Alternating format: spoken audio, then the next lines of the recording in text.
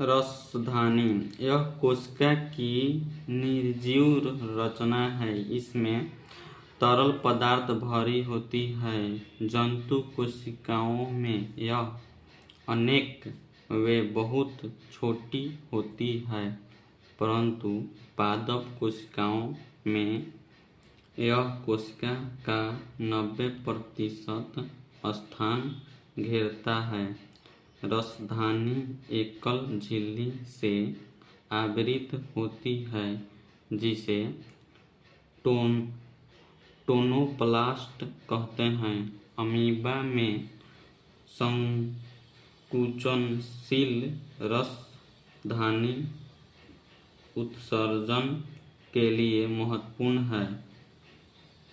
केंद्रक Robert brown ने केंद्रक की खोज की। यह कोशिका का सबसे प्रमुख अंग होता है। यह कोशिका के प्रबंधक के समान कार्य करता है। केंद्रक द्रव्य में धागेनुमा पदार्थ जाल के रूप में बिखरा दिखलाई पड़ता है। इसे क्रोमैटिन कहते हैं। क्रोमैटिन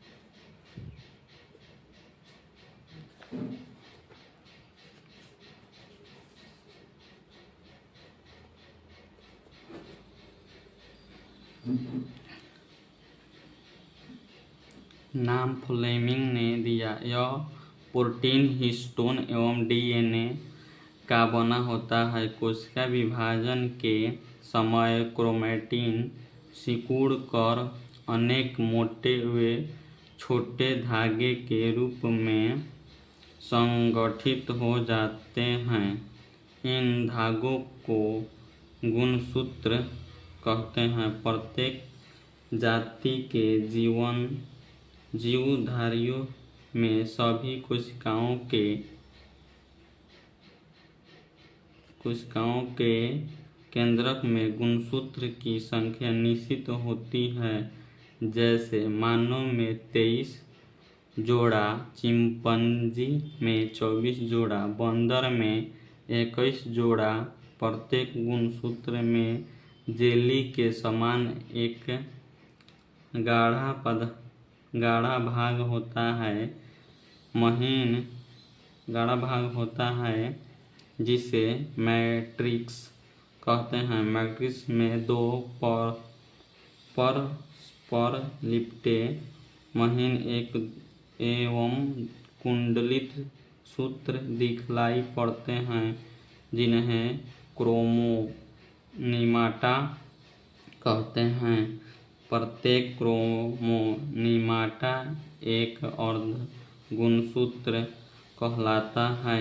इस प्रकार प्रत्येक गुणसूत्र 2 क्रोमैटिड का बना होता है। दोनों क्रोमैटिड एक निश्चित स्थान पर एक दूसरे से जुड़े होते हैं, जिसे सेंट्रोमियर कहते हैं। गुणसूत्रों पर बहुत से जीन स्थित होते हैं, जो एक पीढ़ी से दूसरे पीढ़ी तक लक्षणों को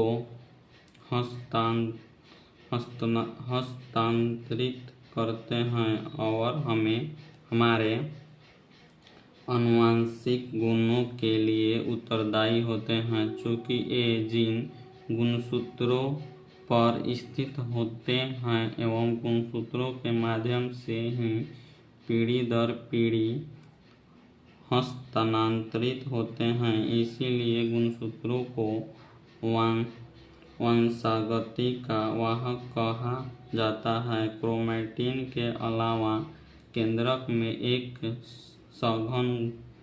सघन गोल रचनाएं दिखलाई पड़ती हैं। इसे केंद्रिका कहते हैं। इसमें राइबोसोम के लिए आरएनए का संश्लेषण होता है। गुणसूत्रों की वंशागत का सिद्धांत सुट्टन एवं ब्रोबेरी ने दिया था। डीएनए एवं आरएनए की संरचना।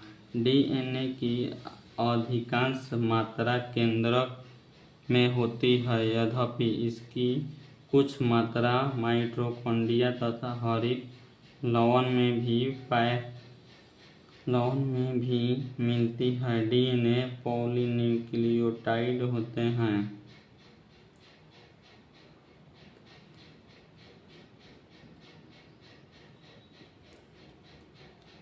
क्षार बेस। डीएनए में उपस्थित क्षार 4 प्रकार के होते हैं: एडेनिन,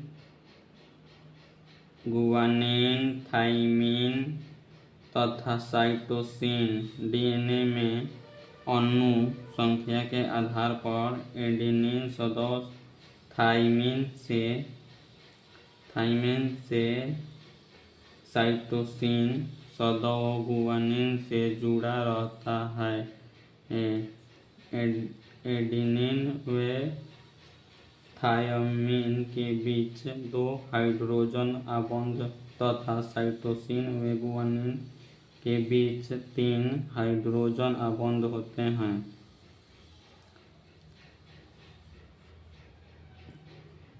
1953 ईस्वी में जे.डी. वाटसन एवं क्रिक ने डीएनए की द्विकुंडली संरचना मॉडल प्रतिपादित किया। इस काम के लिए उन्हें सन 1962 ईस्वी में नोबेल पुरस्कार मिला।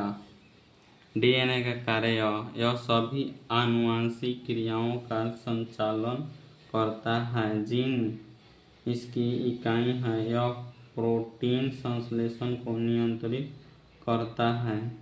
प्रयोगशाला में सर्वप्रथम डीएनए का संश्लेषण हरगोविंद खुराना ने किया।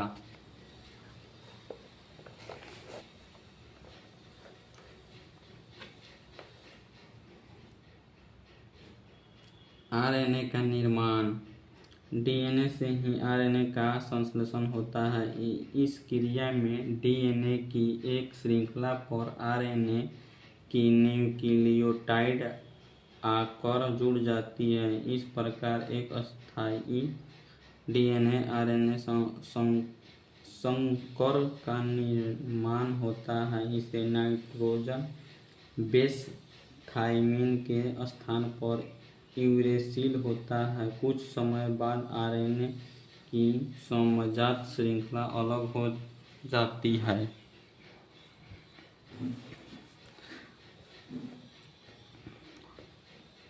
आरएनए 3 प्रकार के होते हैं: आरएनए ये राइबोसोम पर लगे रहते हैं और प्रोटीन संश्लेषण में सहायता करते हैं। टीआरएनए ट्रांसफर आरएनए यह प्रोटीन संश्लेषण में विभिन्न प्रकार के अमीनो अम्ल को राइबोसोम पर लाते हैं, जहां पर प्रोटीन बनाता है। प्रोटीन बनने की अंतिम क्रिया को ट्रांसलेशन कहते हैं।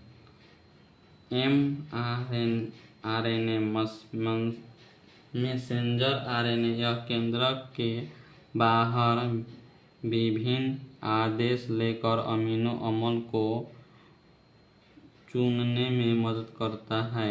डीएनए एवं आरएनए में मुख्य अंतर।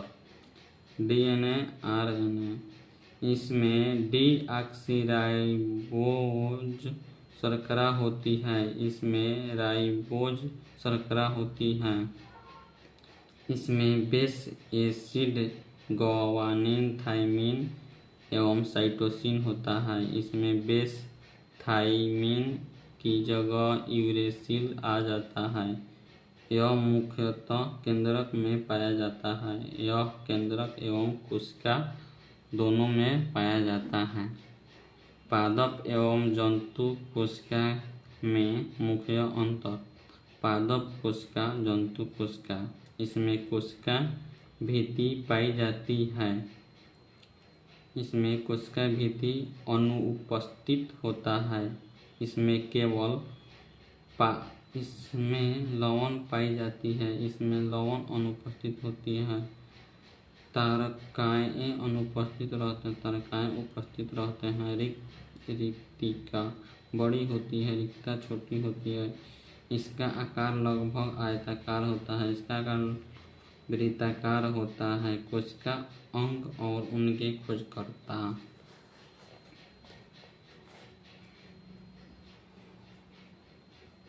कोशिका खोजकर्ता।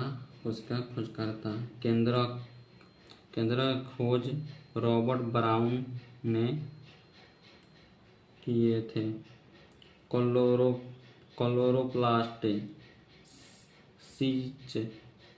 सिचम पर, तारकाएँ बोवेरी, गोल्जिकाएँ George Golgi, mitochondria Altmann, spherosome Perner, chromatin Flemming, केंद्रिका फोन्टाना, क्रोमोसोम हाफ मिक्सचर, अंतर्द्रव्यी जालिका Porter, lysosome C de Duve, ribosome Palade, जीवद्रव्य डुजार्डिन, केंद्रकला हर्टविग। कोशिका विभाजन, सेल डिवीजन। कोशिका विभाजन को सर्वप्रथम 1855 ईस्वी में बिरचाउ ने देखा। कोशिका का विभाजन मुख्यतः 3 प्रकार से होते हैं। 1 अर्धसूत्री विभाजन, 2 समसूत्री विभाजन व 3 अर्धसूत्री विभाजन। असूत्री विभाजन, यह विभाजन अविकसित कोशिकाओं जैसे जीवाणु, नील हरितशैवाल, ईस्ट अमीबा तथा प्रोटोजोआ में होता है। समसूत्री विभाजन की प्रक्रिया को जंतु कोशिकाओं में सबसे पहले जर्मनी के जीव वैज्ञानिक वाल्थेर फ्लेमिंग ने 1879 ईस्वी में देखा। उन्होंने ही सन 1882 में इसकी प्रक्रिया को माइटोसिस नाम दिया। यह विभाजन कायिक कोशिका में होता है। अध्ययन की सुविधा के लिए समसूत्री विभाजन को 5 चरणों में बांटते हैं, जो निम्न है। अंतरावस्था, पूर्वावस्था, मध्यावस्था, पश्चावस्था, अंतरावस्था।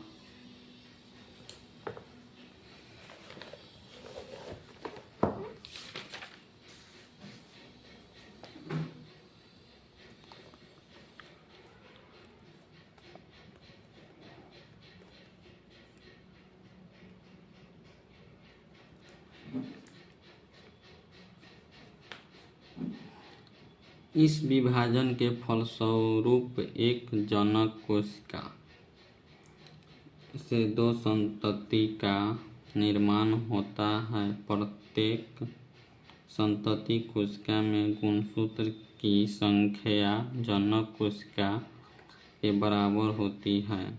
समसूत्री विभाजन की पश्चावस्था सबसे छोटी होती है, वह केवल 2 से 3 मिनट में समाप्त हो जाती है।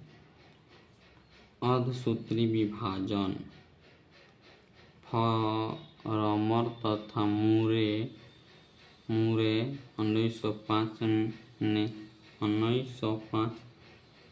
ने कोशिकाओं में अर्धसूत्री विभाजन को नाम दिया। अर्धसूत्री विभाजन की खोज सर्वप्रथम बीजमैन ने की थी, लेकिन इनका सर्वप्रथम विस्तृत अध्ययन स्ट्रासबर्गर ने 1888 ईस्वी में किया था।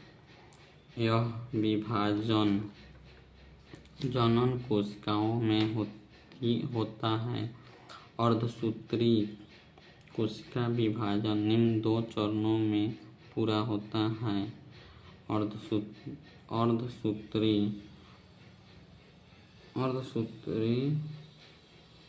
First, अर्धसूत्री second. अर्धसूत्री फर्स्ट में गुणसूत्रों की संख्या आधी रह जाती है, इसीलिए इसे न्यूनकारी विभाजन भी कहते हैं। अर्धसूत्री प्रथम विभाजन में 4 अवस्था होते हैं: प्रोफेज,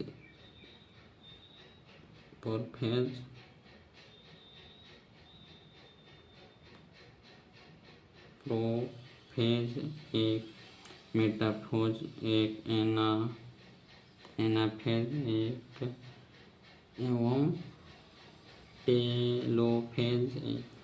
प्रोफेज एक सबसे लंबी प्रावस्था होती है, जो कि 5 उप-अवस्थाओं में पूरी होती है: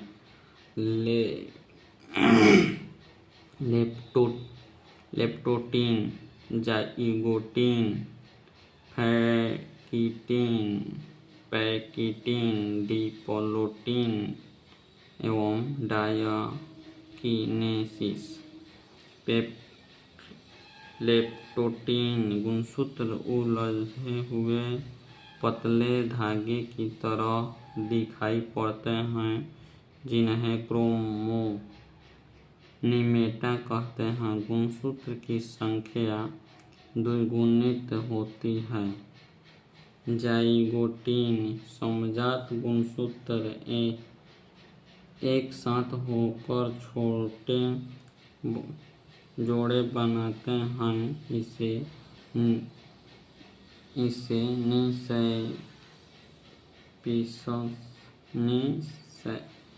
सिनैपिस कहते हैं। सेंट्रियोल एक दूसरे से अलग होकर केंद्रक के विपरीत ध्रुवों पर चले जाते हैं। प्रोटीन एवं आरएनए संश्लेषण के फलस्वरूप केंद्रिका बड़ी हो जाती है। पैकिटीन प्रत्येक जोड़े के गुणसूत्र छोटे और मोटे हो जाते हैं। द्विज का प्रत्येक सदस्य अनुदैर्घ्य रूप से विभाजित होकर 2 अनुजात गुणसूत्रों या क्रोमैटिडों में बांटा जाता है। इस प्रकार 2 समजात गुणसूत्रों के एक द्विज से अब 4 क्रोमैटिड बन जाते हैं। इनमें 2 मातृ तथा 2 पितृ क्रोमैटिड होते हैं। कभी मातृ और पितृ क्रोमैटिड एक या ज़्यादा स्थान पर एक दूसरे से क्रॉस करते हैं। ऐसी बिंदु पर मातृ तथा पितृ क्रोमैटिड टूट जाते हैं और एक क्रोमैटिड का छूटा हुआ भाग दूसरे क्रोमैटिन के टूटे स्थान से जुड़ जाता है, इसे क्रॉसिंग ओवर कहते हैं, एवं इस प्रकार जीन का नए ढंग से वितरण हो जाता है, अर्थात जीन विनिमय पैकिटिन अवस्था में होता है। इस क्रिया में रिकाम्बिनेशन एंजाइम भाग लेती है।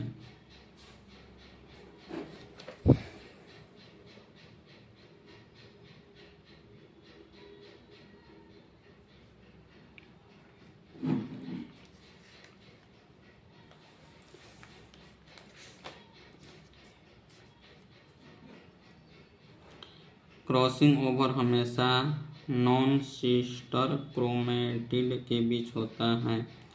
डिप्लोइडिन समजात गुणसूत्र अलग होने लगते हैं, परंतु जोड़े के दो सदस्य पूर्ण रूप से अलग नहीं हो पाते, क्योंकि वे कहीं कहीं एक दूसरे से एक्स के रूप में उलझे रहते हैं। ऐसे स्थानों को काइएजमाटा कहते हैं। काइएजमाटा की औसत संख्या को बारंबारता कहते हैं। काइएजमाटा का अतःकरण हो जाता है।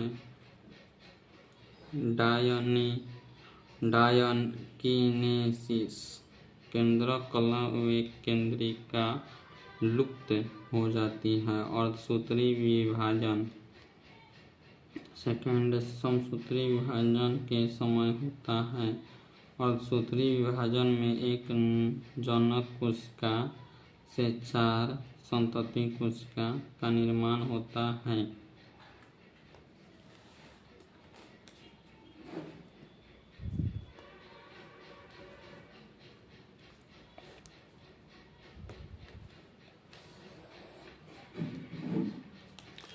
समसूत्री एवं अर्धसूत्री विभाजन में अंतर। समसूत्री विभाजन, अर्धसूत्री विभाजन। यह विभाजन कोशिकाई कोशिका में होता है। यह विभाजन अन्य कोशिकाओं में होता है। इस विभाजन में कम समय लगता है, इस विभाजन में अधिक समय लगता है। इस विभाजन के द्वारा एक कोशिका से 2 कोशिका बनती हैं। इस विभाजन में एक कोशिका से 4 कोशिका का निर्माण होता है। संतति कोशिका में जनक जैसे हैं गुणसूत्र होने के कारण आनुवंशिक विविधता नहीं होती। संतति कोशिका में जनकों के विभिन्न गुणसूत्र होने के कारण आनुवंशिक विविधता होती है। इसमें गुणसूत्रों की आनुवंशिक पदार्थ में आदान प्रदान नहीं होता। इस विभाजन में गुणसूत्रों के बीच आनुवंशिक पदार्थ का आदान प्रदान होता है। इसकी प्रोफेज अवस्था छोटी होती है, इसकी प्रोफेज अवस्था लंबी होती है।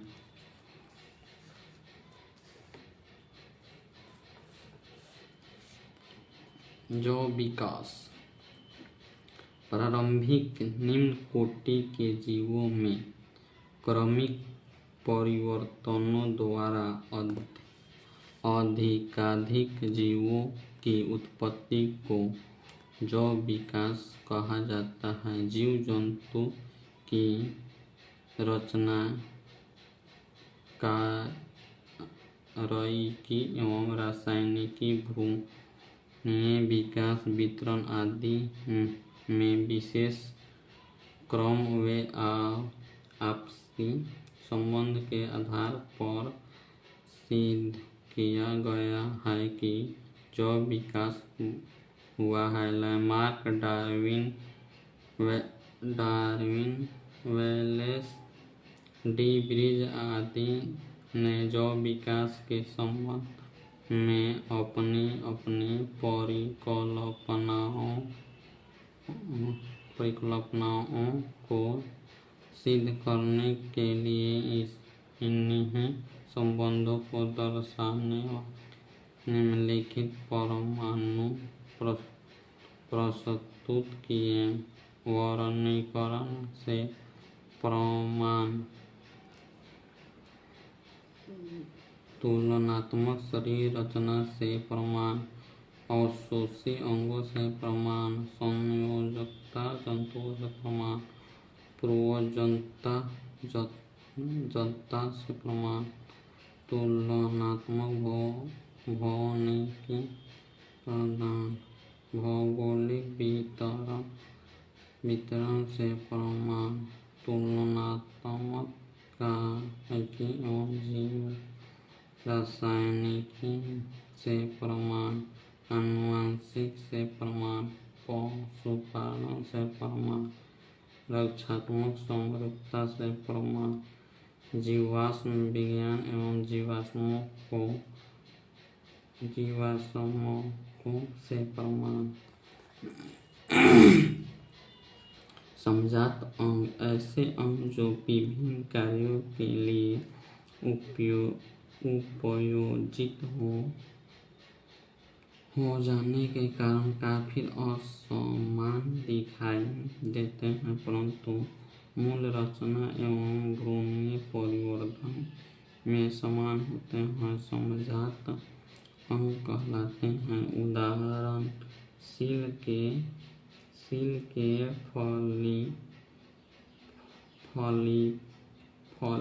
पर, चमगादड़ के पंख, घोड़े की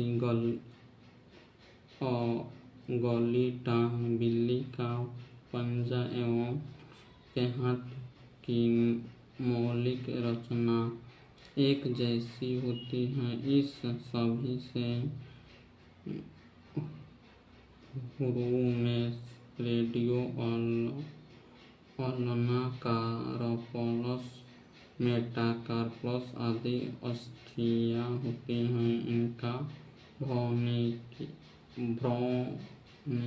विकास भी एक साथ ही होता है, परंतु इन सभी का कार्य अलग अलग होता है। सील का पॉलीफर तैरने के लिए, चमगादड़ के पंख उड़ने के लिए, घोड़े की टांग दौड़ने के लिए तथा मनुष्य का हाथ वस्तुओं को पकड़ने के लिए अनुकूलित होता है। समरूप अंग ऐसे अंग जो समान कार्य के लिए उपयोजित हो जाने के कारण समान दिखाई, परंतु मूल रचना एवं भ्रूणीय परिवर्धन में विभिन्न होते हैं, समरूप अंग कहलाते हैं। उदाहरण तितली, पक्षियों तथा चमगादड़ के पंख उड़ने का कार्य करते हैं और देखने में एक समान हैं, परंतु इन सभी की उत्पत्ति अलग अलग ढंग से होती है। तितलियों के पंख की रचना शरीर भित्ति के भंज द्वारा, पक्षियों के पंख की रचना उपपादों पर पैरों द्वारा, चमगादड़ के पंख की रचना हाथ की छाप, उंगलियों तथा धड़ के बीच फैली त्वचा से हुई है।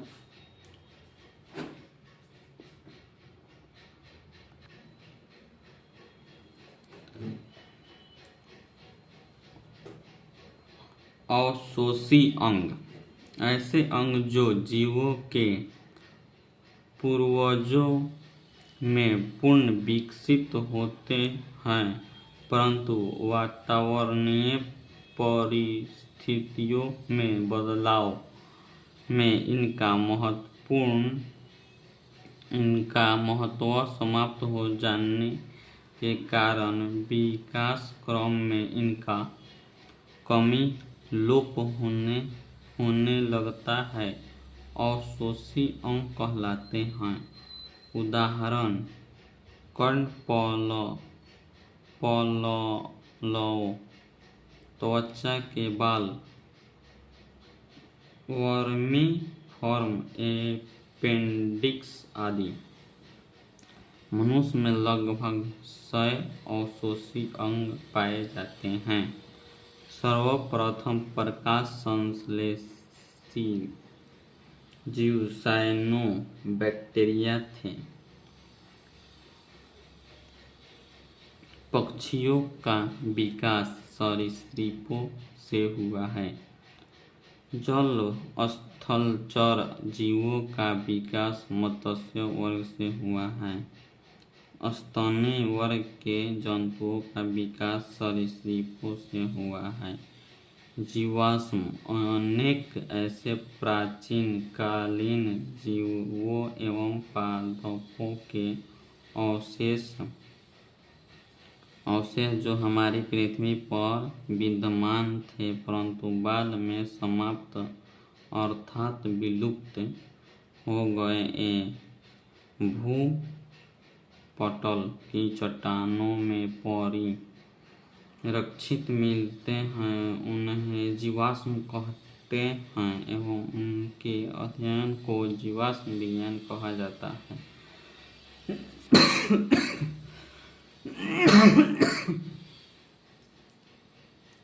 जैव विकास के सिद्धांत।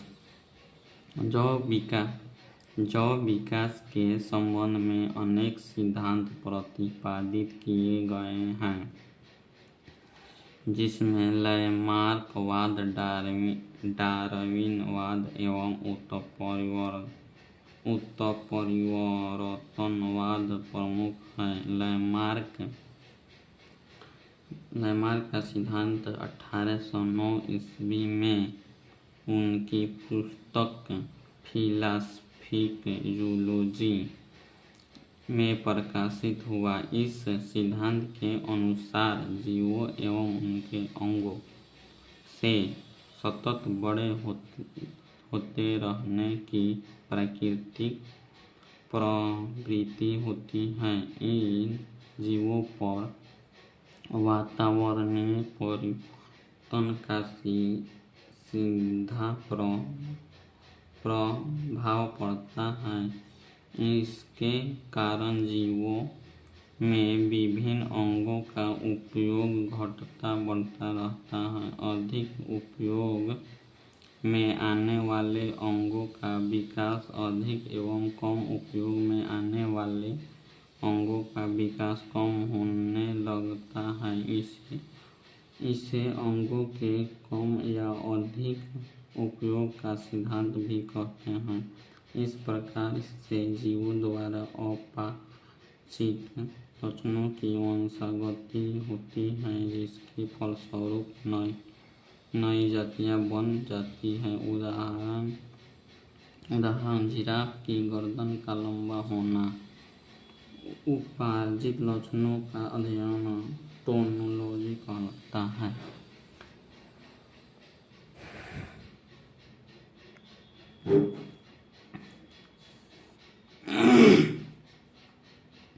डार्विनवाद। जैव विकास के संबंध में डार्विनवाद सर्वाधिक प्रसिद्ध है। डार्विन को पुरावशेष का महानतम अन्वेषक कहा जाता है। चार्ल्स डार्विन ने 1831 ईस्वी में बीगल नामक विश्व सर्वेक्षण जहाज पर पूरे विश्व का किया। डार्विनवाद के अनुसार सभी जीवों में प्रचुर संतानोत्पत्ति की क्षमता होती है, अतः अधिक आबादी के कारण प्रत्येक जीवों को अपने आवश्यकताओं की पूर्ति हेतु दूसरे जीवों से जीवन पर्यंत संघर्ष करना पड़ता है। यह संघर्ष सजातीय परजातीय तथा परनीय होते हैं। दो सजातीय जीव आपस में बिल्कुल समान नहीं होते। ये विभिन्नताएं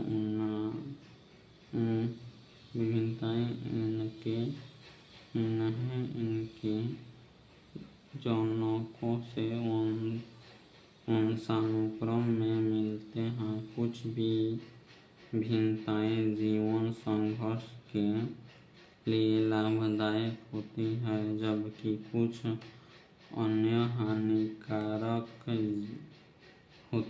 होती हैं। जीवों में विभिन्नताएं वातावरणीय दशा के अनुकूल होने पर वे बहुमुखी जीवन संघर्ष में सफल होते हैं। उपयोगी विभिन्नताएं पीढ़ी दर पीढ़ी इकट्ठी होती रहती हैं और काफी समय बाद उत्पन्न जीवधारियों के लक्षण मूल जीवधारियों से इतने भिन्न हो जाते हैं कि एक नई जाति बन जाती है।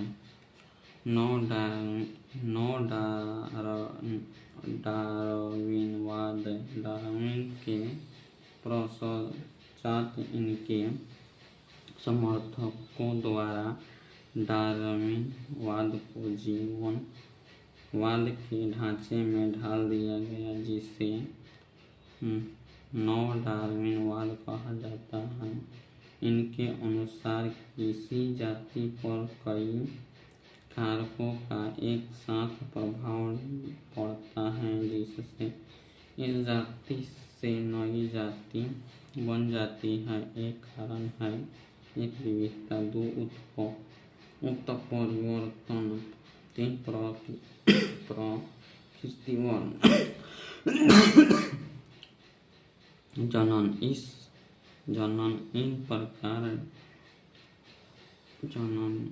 प्रकार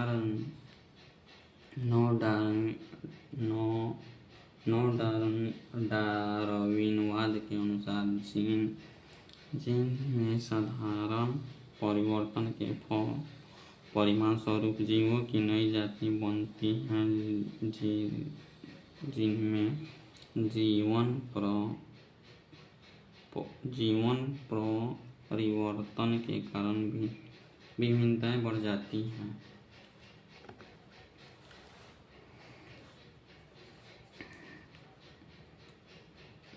उत्परिवर्तनवाद। यह सिद्धांत वस्तुतः हुगो टी. ब्रिज द्वारा प्रतिपादित किया गया है। इस सिद्धांत के 5 प्रमुख तथ्य निम्नवत हैं। नई जीव जातियों की उत्पत्ति लक्षणों में छोटी एक स्थिर विभिन्नताओं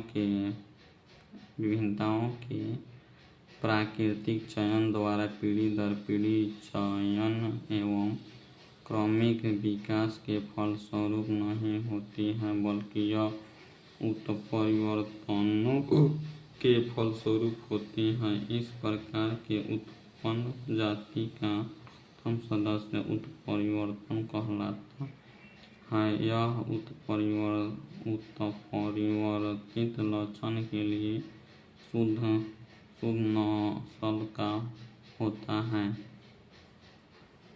उत्परिवर्तन सिद्ध होते हैं। ये किसी एक अंग विशेष में अथवा अनेक अंग में एक साथ उत्पन्न हो जा सकते हैं।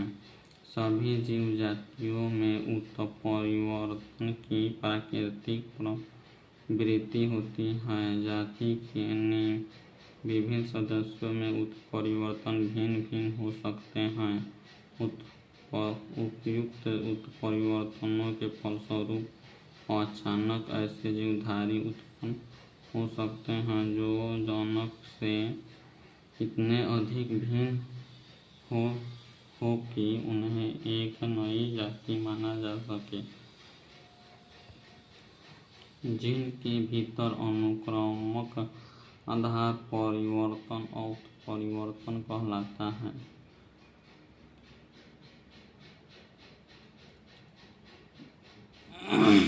आनुवांशिकी के लक्षण जो पीढ़ी दर पीढ़ी संचयित होते हैं आनुवांशिक लक्षण कहलाते हैं। आनुवांशिक लक्षणों के पीढ़ी दर पीढ़ी संचरण की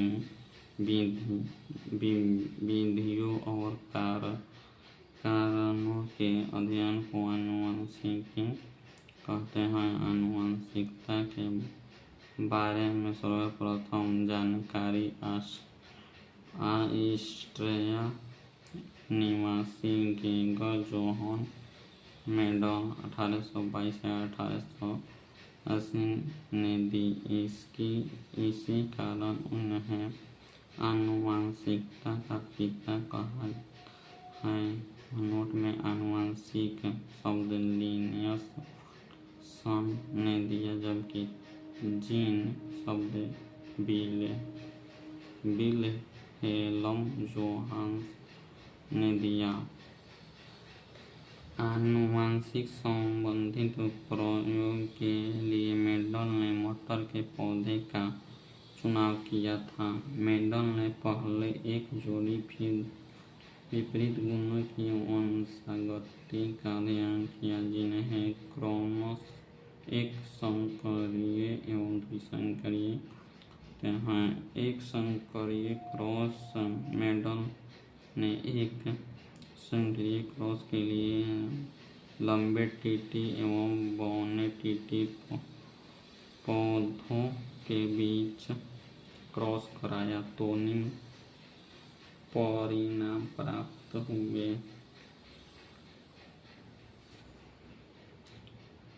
लंबा पौधा कृत्रिम परागण बौना पौधा टीपीकृत पौधा युग्म टीटी सभी पौधे संकर लंबे F1 पीढ़ी 100% शुद्ध लंबे संकरण लंबे 10% शुद्ध बौना F2 पीढ़ी स्वपरागण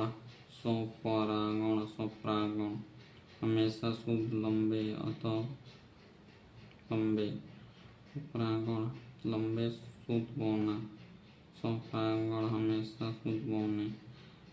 F2 पीढ़ी का पौधे का फिनोटाइप अनुपात 3:1 और जीनोटाइप अनुपात 1:2 अनुपात प्राप्त हुए।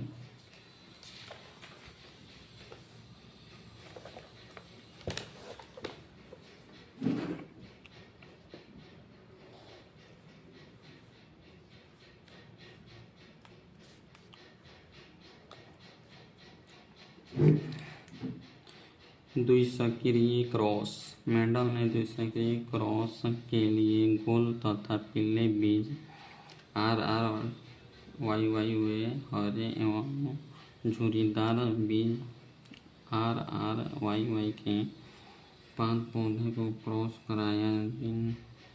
इसमें गोल तथा पीला बीज प्रभावी होते हैं। गोल तथा पीला RRYY गैमीट झुर्रीदार तथा हरा गैमीट गोला तथा पीला बीज F1 स्वपरागण गोला पीला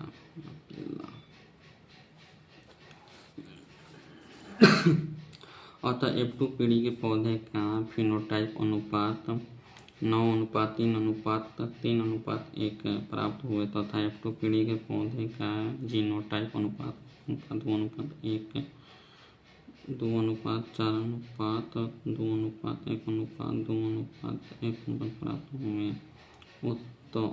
उपयुक्त दोनों प्रकार के पौधों के आधार पर मेंडल ने आनुवंशिकता संबंधी कुछ नियम दिए जिन्हें मेंडल के आनुवंशिकता के नियम के नाम से जाना जाता है। इस नियमों में से पहला एक पहला एवं दूसरा नियम एक संकरीय क्रॉस के आधार पर व तीसरा नियम द्विसंकरीय क्रॉस पर आधारित है। मेंडल के नियम प्रभाविकता का नियम एक जोड़ा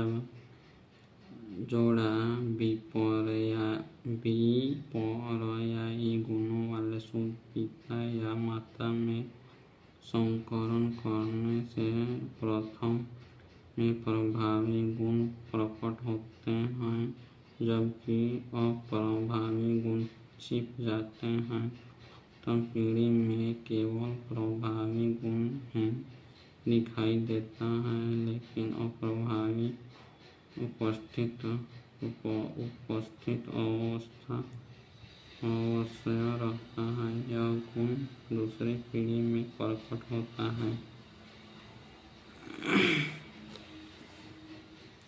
पृथक्करण का नियम लक्षण कारकों जीनों के जोड़े के दो कारक युग्म बनाते समय पृथक हो जाते हैं और इनमें से केवल एक कारक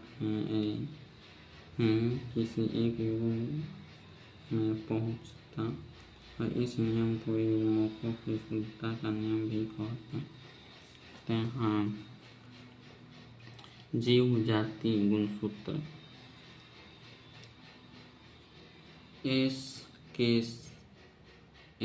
केसिस में 2, मच्छर में 6, घरेलू मक्खी में गुणसूत्र 12, मटर में 14 गुणसूत्र, प्याज में 16 गुणसूत्र, मक्का में 20 गुणसूत्र, मटर में 24 गुणसूत्र, मेढक में 26 गुणसूत्र, नींबू में 18 से 36 गुणसूत्र, बिल्ली में 38 गुणसूत्र, चूहा में 40 गुणसूत्र,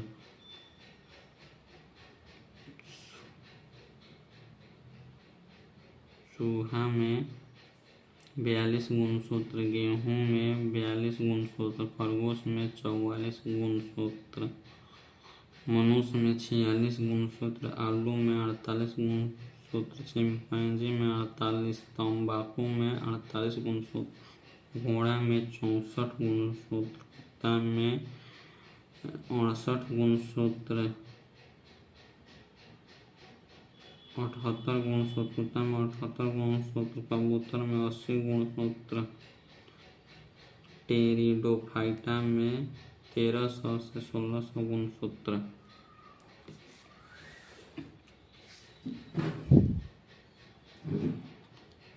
स्वतंत्र अपव्यूहन का नियम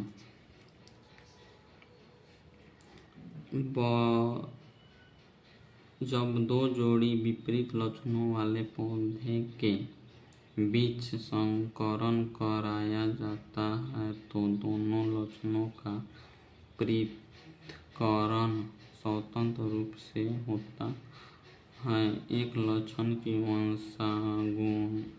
वंशानुगति दूसरे को प्रभावित नहीं करती। डब्ल्यू वाटसन ने 1905 ईस्वी में सर्वप्रथम जेनेटिक्स नाम का उपयोग किया।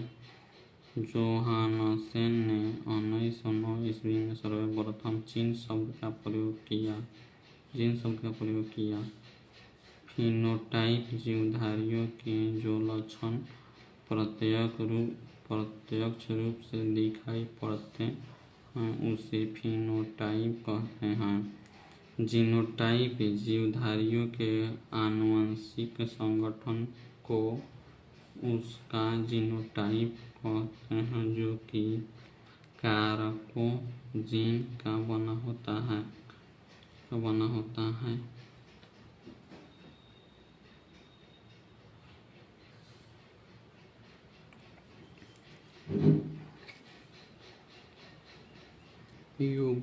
युग्म विकल्पी एक ही गुण के विभिन्न विपर्यायी रूपों को प्रकट करने वाले लक्षण कारकों को एक दूसरे का युग्म विकल्पी या एलील कहते हैं, यानी एक ही जीन की विभिन्न प्रारूप युग्म विकल्पी कहलाते हैं।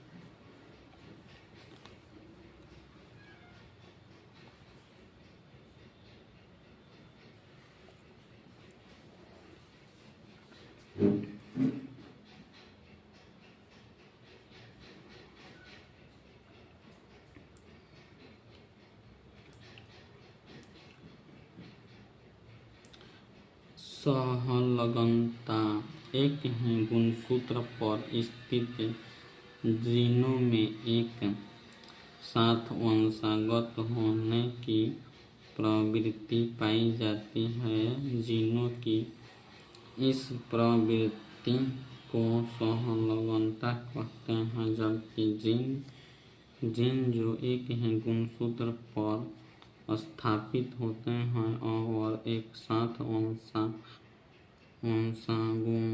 वंशानुगत होते हैं, उन्हें सहलगनता जीन कहते हैं। लिंग सहलगनता जीनों को एक पीढ़ी से दूसरे पीढ़ी में ले जाते हैं। वास्तव में एक्स गुणसूत्र पर स्थित जीन की लिंग जीन कहे जाते हैं, क्योंकि इनका प्रभाव नर तथा मादा दोनों पर पड़ता है। लिंग सहलगनता की सर्वप्रथम विस्तृत व्याख्या मार्गन 1910 ने की थी। मनुष्य में कई लिंग सहलगनता गुण जैसे रंगवर्णधरता, गंजापन, हीमोफीलिया, मायोपिया, हाइपरटाइपोसिस इत्यादि पाए जाते हैं। लिंग सहलगनता गुण की अपेक्षा पुरुषों में ज़्यादा प्रकट होते हैं।